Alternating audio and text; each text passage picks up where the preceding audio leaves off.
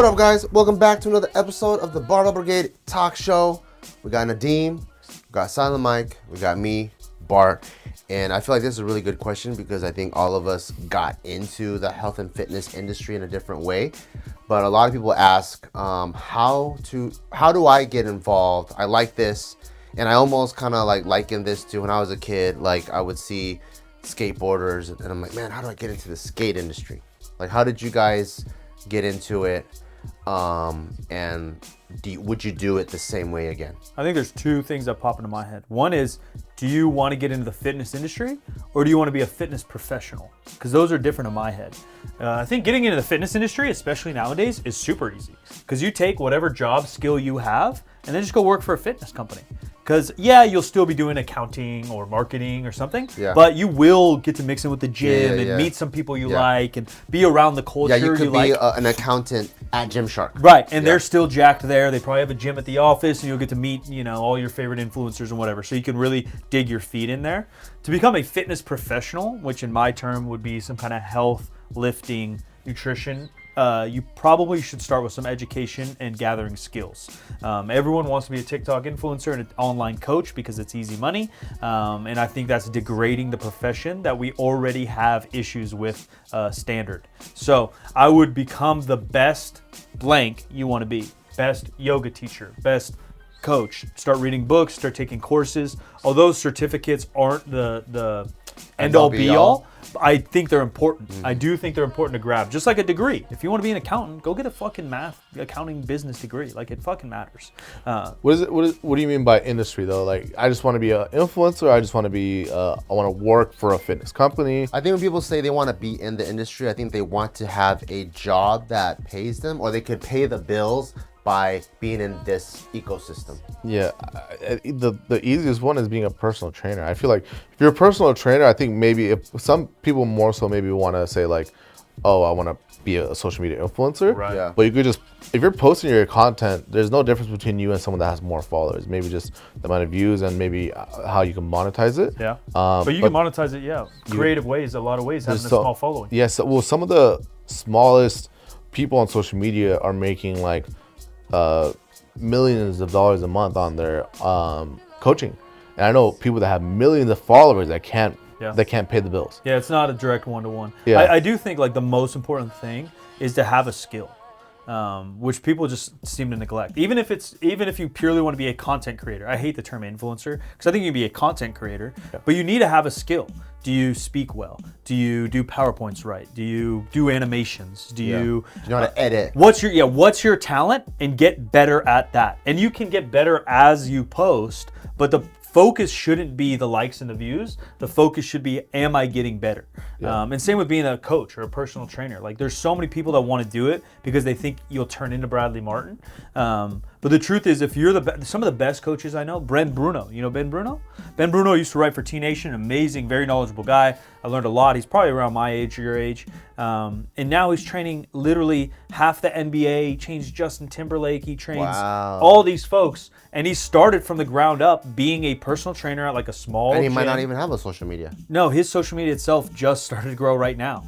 He cool. started writing blogs and stuff like that. He had a really good mentor himself. He worked in Boston with a bunch of really, really respectable coaches. I think he was under Mike Boyle, who's worked with the Red Sox and National Hockey. Like, he got the foundation to have a skill, and then how you spread it is how you get creative with your scaling in your business. Yeah, I started in filming. Like, we did the barbell videos, and then I had a little bit of authority for being a little strong kid.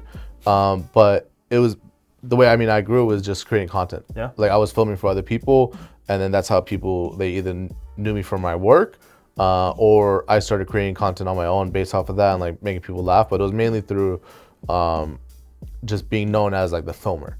So I had like a skill that I built. Yeah. And you started craft that. I guess my origin story is I was pretty good at basketball, and so I got a strength and conditioning coach. My dad ran a basketball league. My dad was coaching basketball, and so I was always around as like a player coach. So even like in 7th, 8th grade, I was pretty good, and so some of the junior varsity and varsity teams would have me come practice with them if they needed other players. And so you start to become, because I'm not a player, I'm not on the team, and I'm not a coach, but you start to sit in this assistant role. And you're also in like a higher echelon environment. Yeah, for sure. And so I started like almost like be on this isolated role. And the same with my strength and conditioning coach.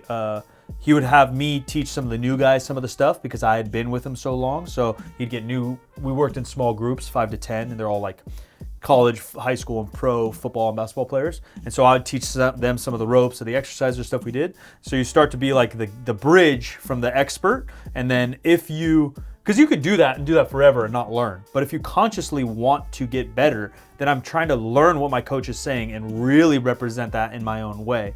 And then same thing when I started to play high school basketball, college basketball, I would go back and teach and coach other positions. And then I started from the ground up in fitness. I literally got a NASM training certificate and I got a job at a commercial gym. How long does that one take? So it's they have courses that are like 3 to 6 months, or you can do it on your own. And it's a little expensive and a little risky because I think taking the test is like $1,000, and if you fail, you're out. Oh shit! And so I just studied really hard. I got a commercial job at a commercial gym, and then I just started to take any and every client I could. One for money for sure, but in the back of my head, I knew if I could train a grandma with a broken hip and a high schooler wanting to play college football, that I could really hone my skills on how to communicate and teach movements. And then the rest of my history is kind of online. But I did that for 5 years while running my own personal training facility before I went online and said, hey, this is how you deadlift. You know, like I really wanted to get a foundation. And some of it was my self-esteem issues. I didn't want to claim to be an authority. But a lot of people just deadlift once and now they're a fucking... Yeah, I feel like if you can somehow build some sense of authority, whether you have a strong pull, you look good and stuff. Because I see people doing videos on like form and technique or how to build a big back, but it looks like they just started working out. Yeah. I'm like, they probably shouldn't be teaching on how to build a big back. But maybe Phil Heath can do a video like that. Yeah. So finding something where you could be extremely knowledgeable and talk about dieting and something like that, and because if you have like certifications to back it, so I think creating some self of authority would probably be the best way to start, and then from there just posting content with that knowledge. What also helps with fitness too is like your authority is almost built into your body too. Mm-hmm.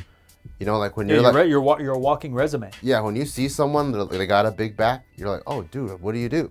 Like that's like the first thing. So almost like being able to build up your own resume helps out a lot. I think that's what helped me. Like I didn't have any certifications or anything like that, and technically my first thing in health and fitness was opening a gym, which is pretty crazy. Yeah. But it's also because it was built off of me having lifted for 15 years already. And then me trying a bunch of different programs and training modalities, like from like high school strength and conditioning to running bodybuilding programs to doing like military style stuff. So I'm kind of well-rounded a little bit. And then the minute we opened Barbell to kind of like catch myself up so I can better serve our members. At that time, the most popular programs were like Shaco and Smoloff, ran those.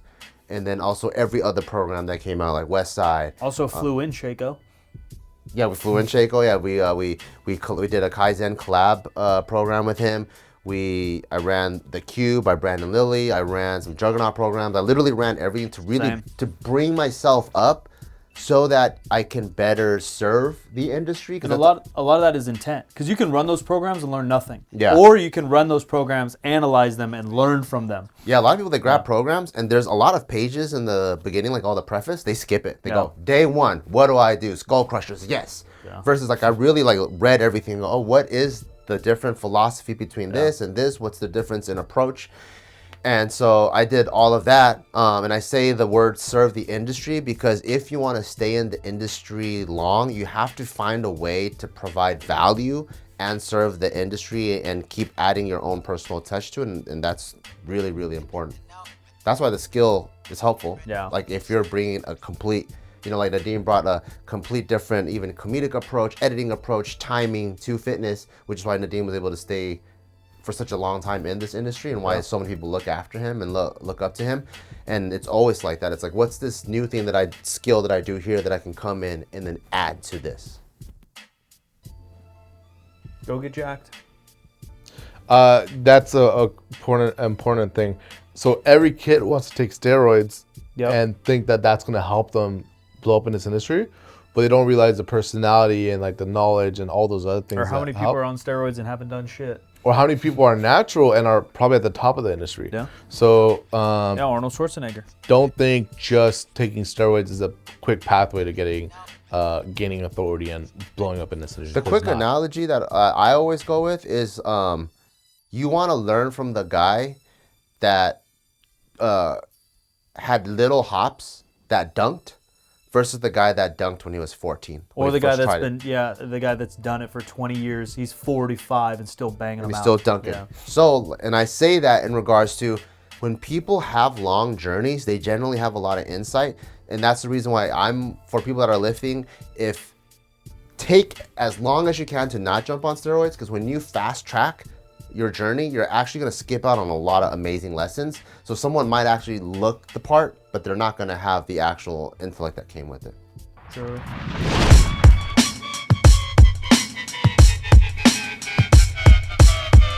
We'll do that 12. Yeah, we could bounce. And then